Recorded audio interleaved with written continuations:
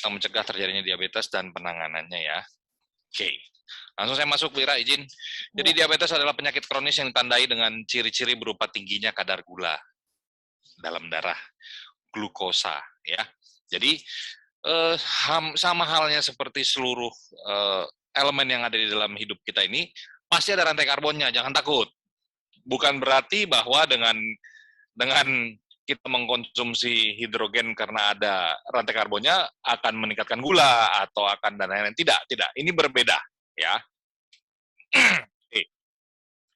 Pada pasien-pasien penderita diabetes, pankreas itu tidak mampu memproduksi insulin. Gunanya insulin apa? Jadi ketika gula di dalam darah itu seperti di gambar ini, ya, glukos itu gula, itu harus yang persegi ya, berikatan dengan insulin supaya dia keluar dari dinding pembuluh darah yang di tengah ya, ke otot. Kalau tidak ada insulin, gula nggak bisa serta-merta jalan sendiri. Jadi sebagai transportnya, dia perlu insulin. Kalau insulinnya berkurang, ya, produksinya di pankreas. Kalau produksinya berkurang, maka ada gangguan penyerapan dari glukosa. Satu. Yang kedua, biasanya insulinnya ada, tapi dia nggak mau berikatan sama glukosa. Sehingga ada insulinnya, cuman resisten dia terhadap glukosa. Padahal kita perlu. Jadi glukosa tadi harus masuk ke dalam otot, nanti dipecah, masuklah ke siklus Krebs. Kalau yang Bapak Ibu pernah baca, pernah tahu ya, siklus Krebs akan menghasilkan energi ATP itu dari glukosa yang dipecah. Gitu ya. Oke. Nah, ada dua tipe secara umum dari diabetes. Diabetes tipe 1 dan diabetes tipe 2. Ya. Kalau yang tipe 1 memang dari lahirnya ya seseorang itu mempunyai gangguan di pankreas.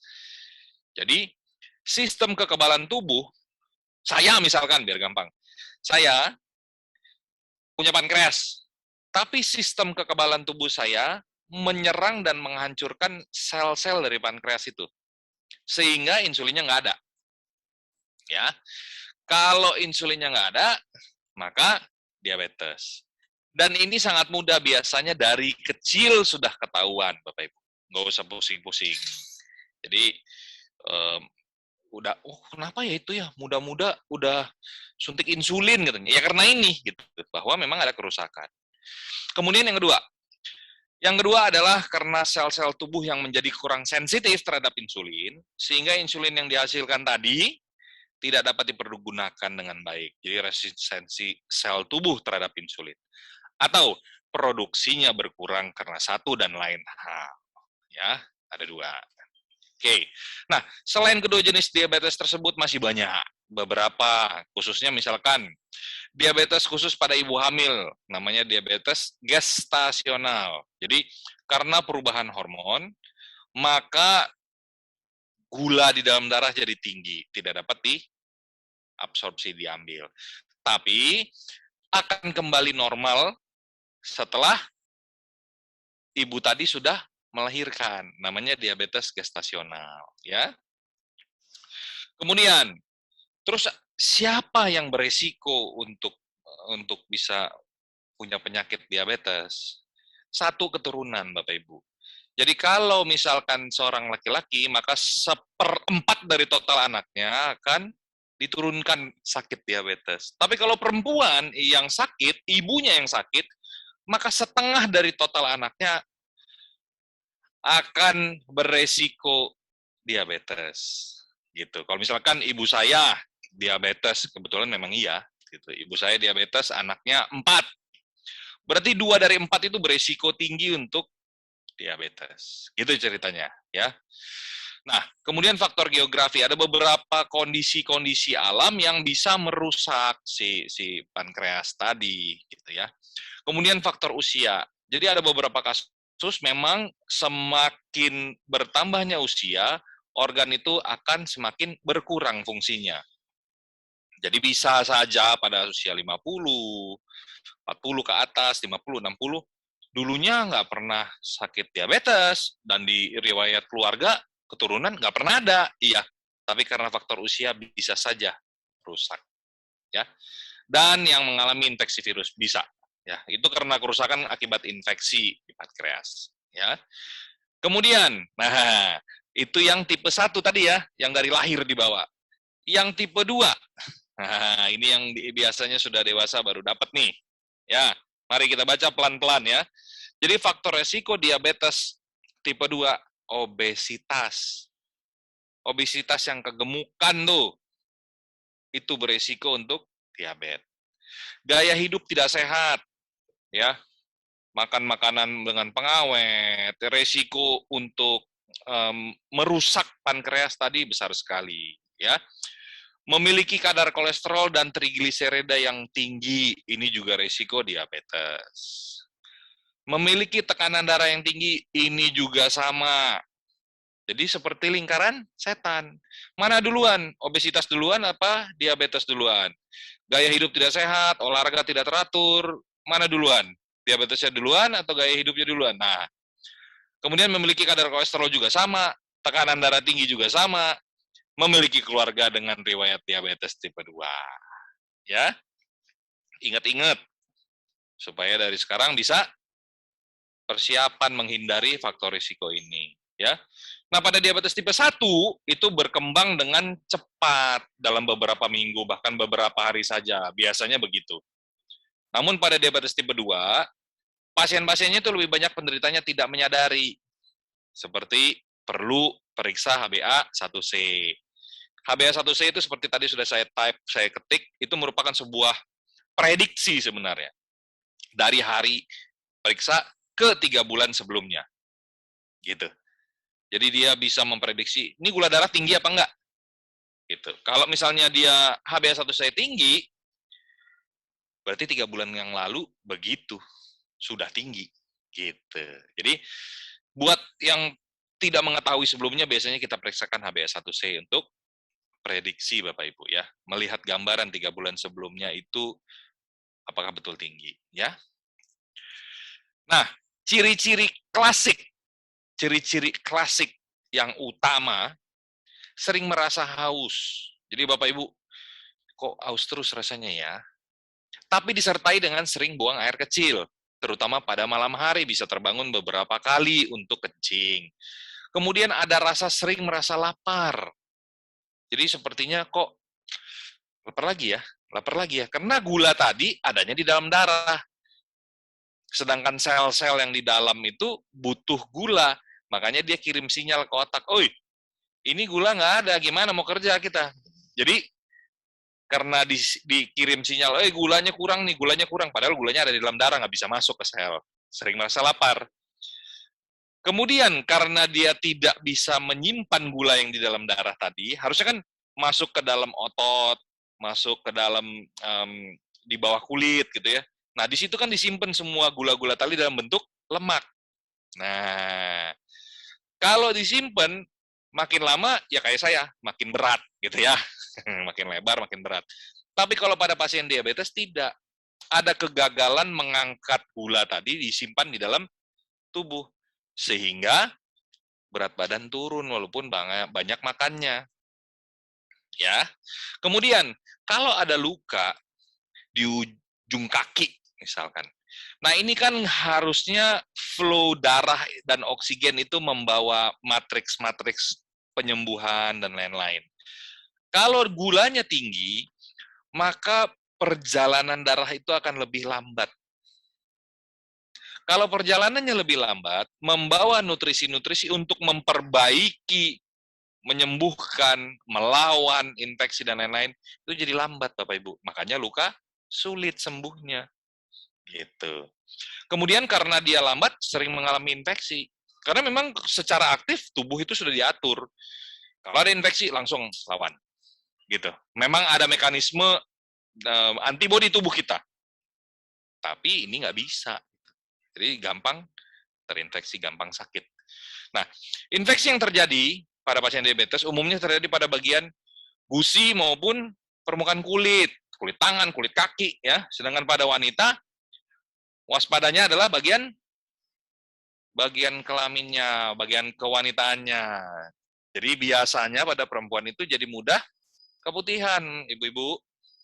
Kenapa gitu? Karena itu memang harus sering teroksigenisasi, darah, nutrisi, cepat untuk memperbaiki. Tapi karena lambatnya si flow darah tadi, maka jadi mudah terinfeksi dan sulit sembuh. Terus gimana cara kita cegah? Bisa dicegah? Bisa. Menerapkan perilaku hidup sehat. Contohnya ya, mempertahankan berat badan ideal. Bapak Ibu yang di rumahnya masih belum punya timbangan, 2021 di rumah belum punya timbangan, mari order besok ya. Biar Bapak Ibu bisa tahu berat badannya berapa, hitung sendiri, dan harus mengurangi berapa. Kalau yang di atas 40, berarti tinggi badan dikurang 100 saja. Tapi kalau yang kurang dari 40, masih saya usulkan mungkin tinggi badannya dikurangi 110. Masih boleh lah. Misalkan saya 173, umur saya masih kurang dari 40, berarti dikurang 110. Artinya yang harus saya kejar adalah 63 berat badannya. Tapi kalau sudah 40-50, mungkin dikurangi 100 saja. Jadi 73 masih oke. Ya, gampang.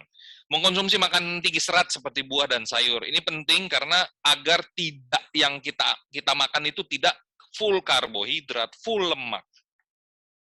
Kalau nggak makan katanya lemas. Isi saluran pencernaan juga tidak ada. Masukkan makanan tinggi serat seperti buah dan sayur. Kalaupun mau makan nasi, tukar dengan nasi merah, ya. Jadi hindari itu mie, kemudian yang tinggi-tinggi ya. Jadi kalau mau makan nasi sekalian gitu. Kalau mie, roti, terus kue-kue dan lain-lain itu memang kita lihatnya sih ngemil, tapi ternyata banyak ya. Berolahraga secara rutin dan banyak melakukan aktivitas fisik. Nah, ini penting. Kenapa? Apa yang kita makan pasti ada yang disimpan. Mekanisme tubuh pasti akan begitu. Kalau ada kelebihannya, kita simpan dulu untuk cadangan. Tapi kewajiban bapak-bapak dan ibu-ibu membakar tadi. Membakar lemaknya dengan cara berolahraga secara rutin. Ya, ini penting. Kalau ada yang merokok, berhenti merokok karena memang secara penelitian juga memberikan kerusakan kepada pembuluh darah dan pankreas. Ya. Konsumsi makanan sehat bergizi seimbang, Bapak Ibu. Ya, ini udah berapa kali saya cerita bahwa yang diusulkan oleh dokter gizi memang konsumsi makanan sehat bergizi seimbang, bukan 4 sehat 5 sempurna lagi. Jadi seperempat, sepertiga, sepertiga. Atur saja bagaimana di dalam komposisinya supaya bisa balance, ya. Nah, ini jika terdiagnosa diabetes, terus apa yang kita bisa lakukan? Pola makan sehat dan teratur, karena asupan itu sangat mempengaruhi progresivitas kerusakan dari tubuh kita. Jadi, makan teratur dengan porsi seimbang, kunci sukses untuk mengontrol kadar gula darah kita sehari-hari, ya. Jadi pola makan yang nggak teratur, nyolong-nyolong, nggak ada yang lihat, memang nggak ada yang lihat, tapi selnya nggak bisa dibohongin kan, sel tubuh. Nah, jadi pola makan yang tidak teratur justru menyebabkan kadar gula darah semakin tidak stabil, tinggi. Jadi ini salah satu cara bagaimana kita harus jujur terhadap diri sendiri, ya. Jadi kalau memang tidak, tidak, jangan bilang tidak, tapi kita kunyah juga, karena itu ya untuk kesehatan diri kita sendiri.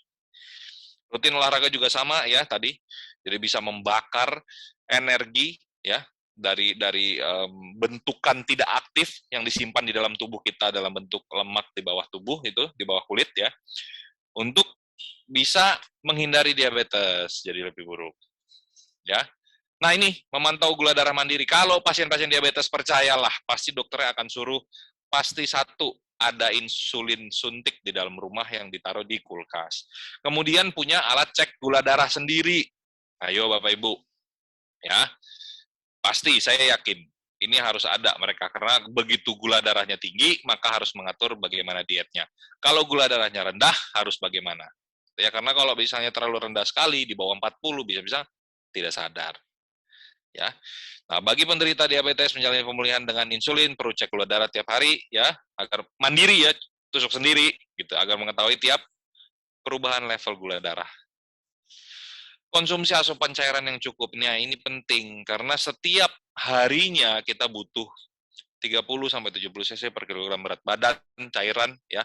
70% dari total body kita itu adalah air. Jadi minum air yang cukup sesuai dengan anjuran dokter penting, ya. Meringankan gejala sekaligus mencegah terjadinya dehidrasi berat saat mengalami gula darah tinggi. Ini gini nih Bapak Ibu, cek ya. Mudah-mudahan minggu depan ada health talk lagi. Nanti saya tanya sedikit kepada yang rajin datang. Ya, gini. Berat badan Bapak Ibu, catat di kertas. Kemudian, kalikan dengan 50 ml saja. Misalnya berat saya 50, kalikan 50. Artinya dalam satu hari, saya butuh minum 2.500 ml, sekitar 2,5 liter sehari. Ambil botol, ya, terus kemudian ukur dalam satu hari sampai nggak segitu minumnya. Pengen tahu gitu. Jangan sengaja gitu, saya minum banyak, nggak, jangan. Coba biasa aja. Dalam 1 minggu, 7 hari aja. Jadi besok tanggal 6, terus selama seminggu. Catat sendiri. Terus lihat, betul nggak dalam 24 jam Bapak Ibu minum sesuai dengan kebutuhan cairannya. Nah, ini penelitian ini pernah saya lakukan iseng-iseng di kantor, kemudian di pabrik, kemudian di teman-teman. Nah, dan serunya itu kurang dari 20% yang bisa minum sesuai dengan kebutuhan cairan tubuhnya. Ayo. Ini kenyataan. Nah, kalau nggak percaya, silahkan cek sendiri kecil-kecilan, penelitian kecil-kecilan boleh dong. Silahkan cek sendiri, kira-kira cukup nggak dalam sehari. Karena terkadang kita suka lupa ini itu, terus merasa minum 1 gelas itu sudah banyak. Aduh, udah minum 1 gelas, udah. Ternyata dalam satu hari habis 24 jam itu, iya segelas, tambah segelas lagi, 2 gelas. Berapa sih paling segelas? Setahu saya gelas paling kecil paling 60. Kalau 3 kali minum juga paling baru 180, 200. Hati-hati ya.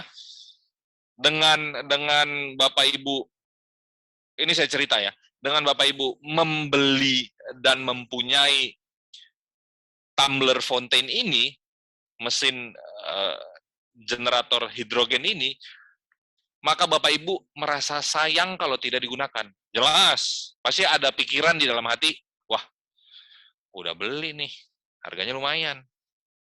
Sayang dong kalau nggak digunakan. Coba ditaruh gelas, KIA apa KIG judulnya, kagak diminum tuh air. Jadi ada efek juga yang baik sebenarnya yang dibawa dari tumbler ini, bahwa mengingatkan Bapak Ibu harus minum. Lucu ya, 70% tubuh kita terdiri dari air, tapi minum nggak mau. Coba nanti lihat. Bapak-bapak, jangan kopi aja ditekan. Kopi, mana kopi? Air, minum. Ini banyak nih. Ya, karena efek ke belakangnya bilangnya adalah diabetes, nggak minum, ini itu segala macam, lupa, ginjalnya kena. Paru-parunya bermasalah, terinfeksi. Karena biasanya pasien-pasien diabetes mudah juga terserang infeksi paru, Bapak-Ibu. Sedangkan kita tahu sama tahu Indonesia adalah iklimnya tropis. Banyak sekali kuman-kuman paru. Contohnya adalah yang paling famous terkenal TBC. Sudah gizinya kurang, kemudian tidak beraktivitas, asupan makanannya minimalis. Rumah minimalis boleh ya. Nah, jadi penuhi asupan cairan tubuh dengan konsumsi air dan inhalasi. Jadi air itu secara physically memang diminum, masuk cairan dengan hidrogen yang terlarut, tapi kalau dia inhalasi, itu rasa airnya itu memang tidak diminum, tapi dia masuk dari pernafasan kita yang sudah berikatan dengan hidrogen. Ya, apa sih hidrogen itu? Ya, hidrogen itu gas, ya, gas yang dilarutkan, diikat kembali, ditambah ikatannya bersama-sama dengan air. Ya, kenapa harus diikat?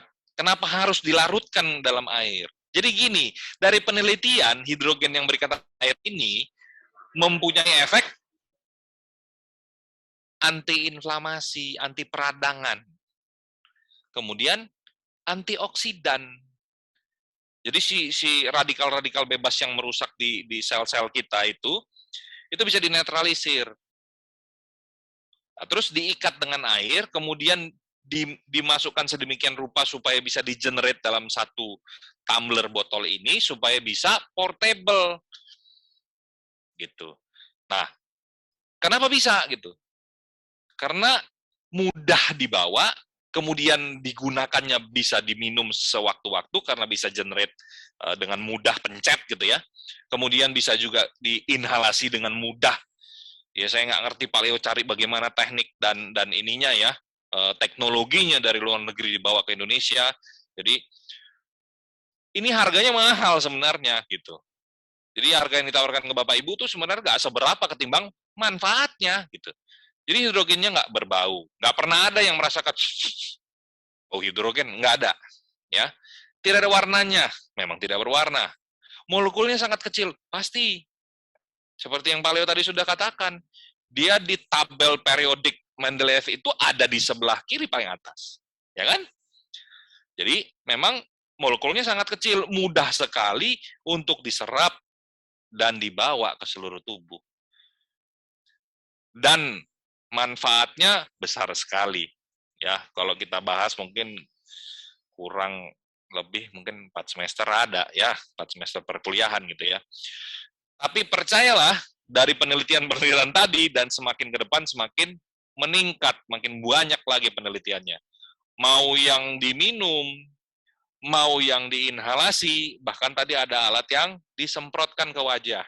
Ibu-ibu pasti tahu apa sih yang di dalam kaleng yang hair stylist selalu bawa, atau misalkan ibu-ibu, bapak-bapak, ya biasa ibu-ibunya beli untuk semprot di wajah. Apa? Oksigen? Bukan. Hidrogen. Itu di kaleng. Itu tadi sudah langsung. Ya. Nah ini, keunggulannya apa? Memiliki sifat antioksidan tadi. Jadi, antioksidan ini memang dalam mungkin sekitar 20-30 tahun terakhir, tapi baru kecipratan ke Indonesia itu sekitar 15 tahun terakhir ini, mungkin 10-15 tahun. Bahwa radikal bebas itu sangat merusak dan merugikan, sehingga mulai berbondong-bondong mengetahui bahwa kita harus mengkonsumsi antioksidan. Antioksidan yang dimasukkan ke dalam tablet, dalam satu hari nggak boleh minum sebanyak 1 botol-botolnya gitu ya. Harus ada dosisnya karena dia dilarutkan ke dalam bahan kimia. Ya dong, tablet kan, nanti dilarutkan, dicampur sedemikian rupa supaya aktif dan stabil di tablet. Tapi dalam satu hari nggak boleh makan lebih dari sekian. Kenapa? Karena ada efek bahan kimianya. Hidrogen, sampai mabok juga boleh, capek, jebol ya, itunya, baterainya ya. Antiinflamasi, juga begitu. Padanannya tadi sudah dikatakan oleh Paleo, berapa ribu apel. Nah, kalau kita ambil lagi obat-obatan untuk anti peradangan, nggak bisa. Contoh anti peradangan yang biasa saya berikan, tablet 500 mg, 3 kali 500 mg maksimal. 4 kali 500 mg maksimal.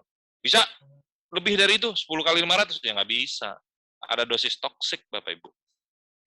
Anti-apoptosis, sel-sel yang setengah-setengah mati, yang harusnya mati gitu, dalam rangka memang dia apoptosis gitu. Nah itu bisa diperpanjang dan mungkin bisa menambah usianya gitu.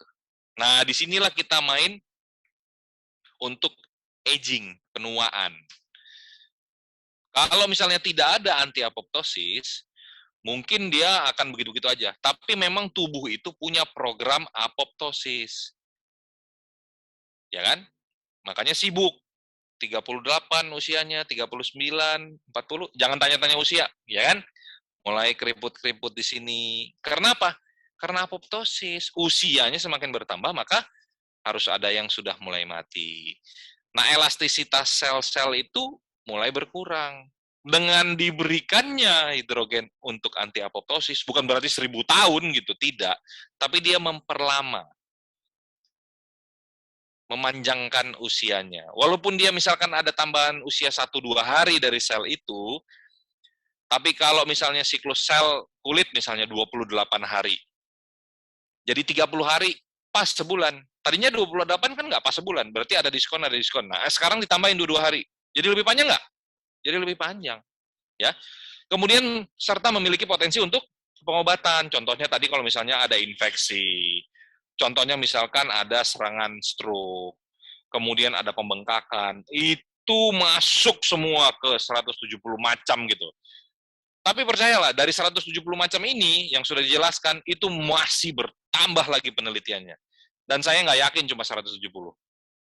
Cuman kalau dibandingkan, dari total seluruh jenis penyakit masih banyak juga. Gitu.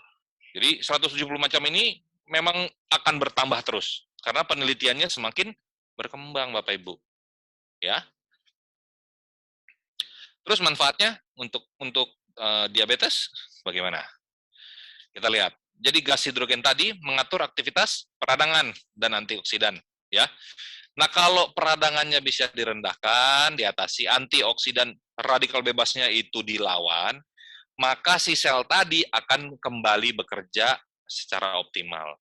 Kalau dia kerja optimal berarti dia bisa melindungi dirinya.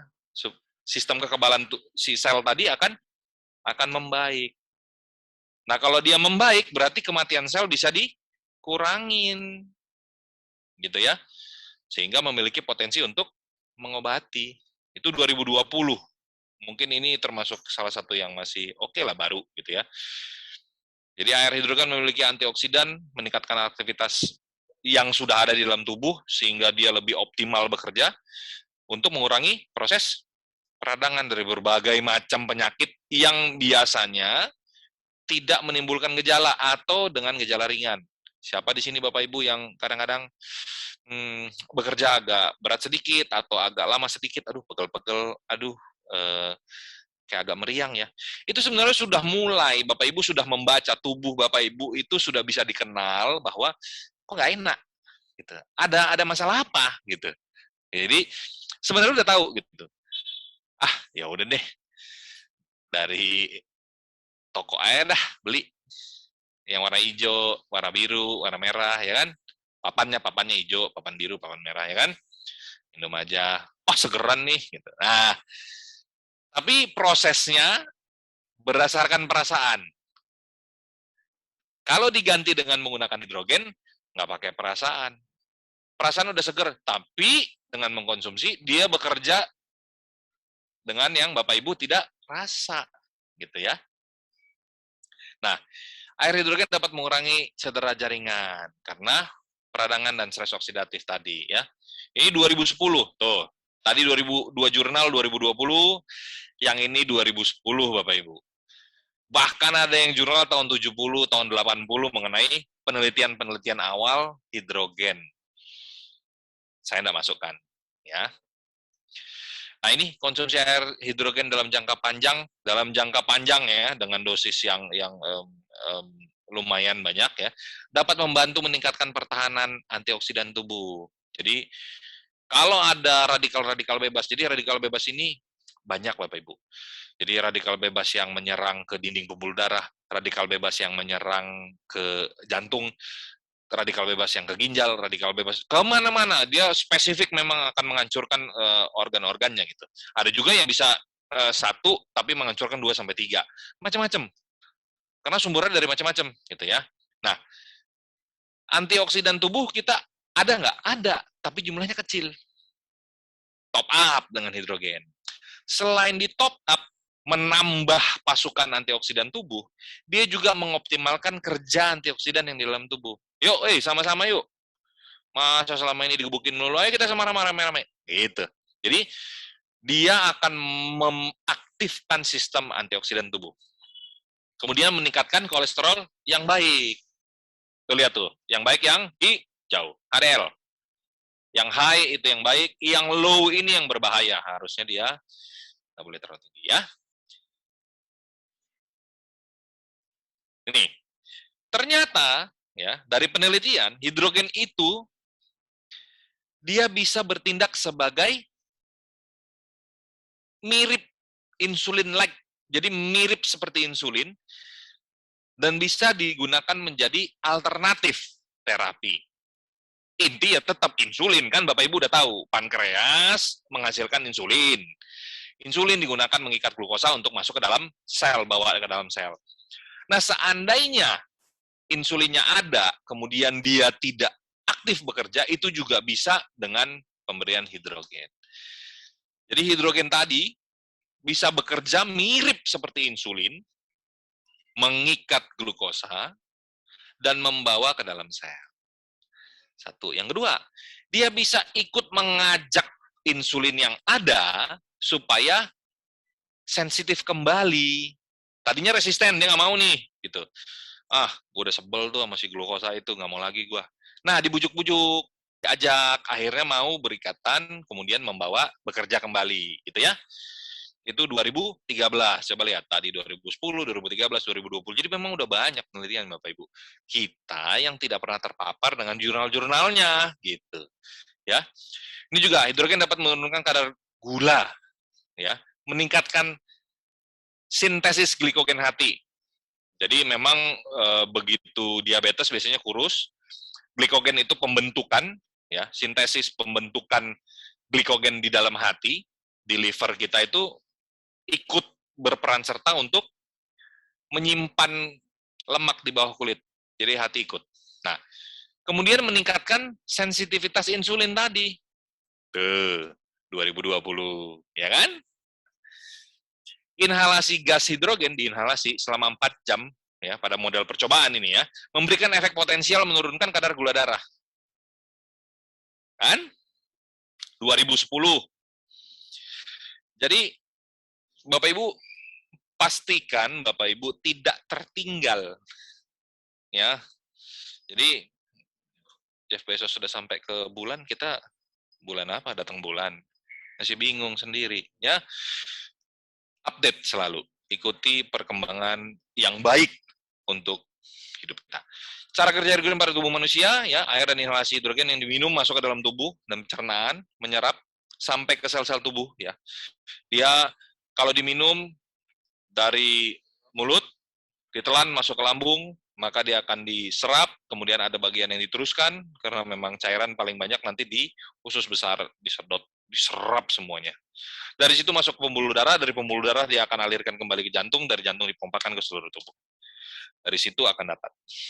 Kalau dengan cara inhalasi, biasanya diserap dari pertukaran oksigen dan pembuangan CO di alveoli.